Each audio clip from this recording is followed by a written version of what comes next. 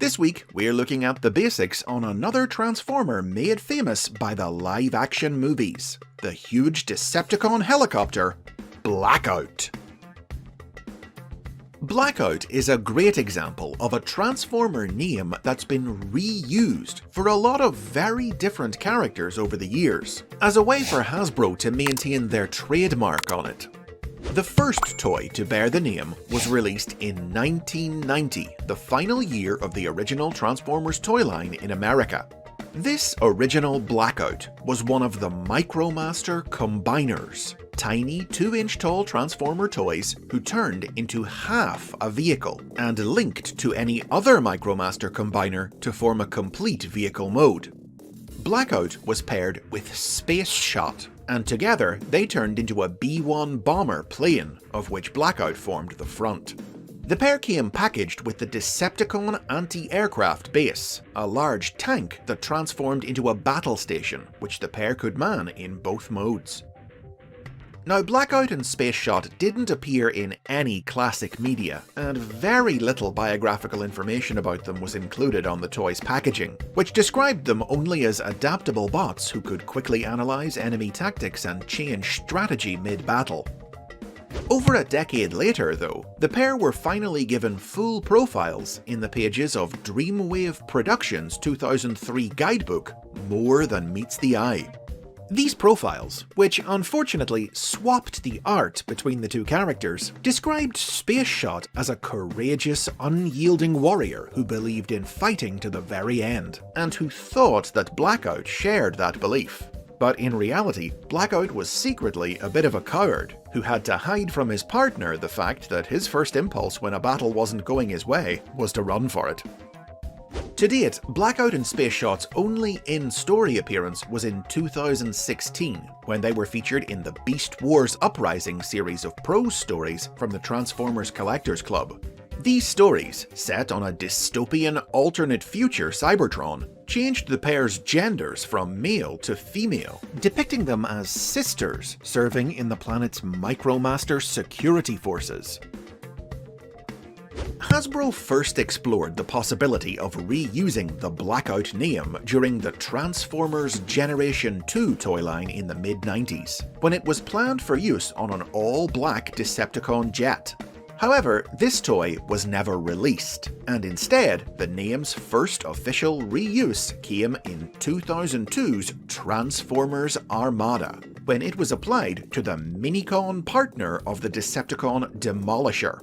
This BLACKOUT transformed into a small anti-aircraft vehicle, and he appeared on and off in Armada's tie-in media. He had a small but notable role in the cartoon, gathering key data that helped the Transformers stage their attack on the monster planet Unicron. Like the Generation 1 character though, he didn't really have a personality until Dreamwave created a profile for him, which described him as an aggressive, free-thinking Minicon who often argued with his master. BLACKOUT was also included in Armada's 2004 sequel toy line, Transformers Energon, and he would even briefly feature in the Transformers Kiss Players radio drama in 2007. Confusingly though, he wasn't the only character in the Energon series named BLACKOUT. First, the Energon cartoon used the name to refer to one of the Terrorcons, the army of mass-produced animal-like drones that served the alien Alpha Quintesson. This Terrorcon was a blue recolor of the regular dive bomb drones, and transformed into a mechanical hawk. Hasbro didn't release a toy of this BLACKOUT, making the cartoon the only place the name was used, but the figure did come out in Japan, where it was called Shadowhawk Cosmo Type. Then, towards the end of the line, a third Energon BLACKOUT was released, this one a Decepticon who transformed into an attack helicopter. He was part of the Destruction Team, with whom he combined to form the giant Bruticus Maximus. But once again, this BLACKOUT had no personality. He was never given a profile, and the Energon cartoon depicted him not as an individual, but as simply a part of Bruticus Maximus, controlled by the Combiner's singular intelligence. It was in 2007 that the name BLACKOUT was propelled into the spotlight by the first live-action Transformers movie. The film introduced a new Blackout, who also turned into a helicopter, specifically an MH-53 Pave Low, and who was symbiotically bonded to the animal Decepticon Scorponok, who could deploy from his body.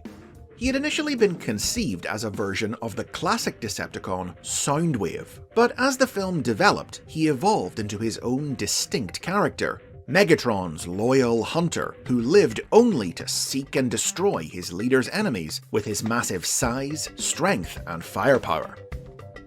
Blackout held the honor of being the first Transformer to appear in the film, using his helicopter disguise to attack a US military base in Qatar in search of top-secret files the Decepticons required. He massacred the base personnel to cover his tracks, and dispatched Scorponok to hunt down a small group of soldiers who managed to escape with video evidence of his assault. But the soldiers were able to fend Scorponok off, and later engaged Blackout in a rematch in Mission City, ultimately destroying him with an airstrike and a well-placed shot from Captain William Lennox. Given that he had died, viewers were surprised when a robot who looked exactly like Blackout appeared in the film's 2009 sequel, Revenge of the Fallen, joining Megatron and Starscream in ganging up on Optimus Prime in a forest battle, only to have his head torn apart by the Autobot leader. But the film's toy line clarified that this was a different character, a talented and instinctive Decepticon strategist named Grindor. Like most movie characters, Blackout has received several figures in the series' various tie-in toy lines, and he's featured in assorted pieces of prequel media like comic books and video games, his loyalty to Megatron often leading him to butt heads with Starscream. Without question, he was immediately the most prominent bot to bear the name, and new incarnations of Blackout based directly on the movie character have appeared in multiple new series since his introduction. Probably most notable is the Transformers animated version of Blackout, introduced in the show's third season in 2009. Gigantic but dim-witted, animated Blackout was a former soldier in the Decepticon Heavy Brigade who had killed multiple Omega Sentinels during the Great War, who now served as a member of Team Char and took part in their attack on an Autobot space bridge outpost. Animated was the first series to give Blackout's name some real meaning, depicting him with the ability to generate shockwaves with a stomp of his feet that could black out surrounding electronics. Blackout appeared in the cartoon in a Cybertronian form, but a toy was designed for the character that gave him an Earth helicopter mode.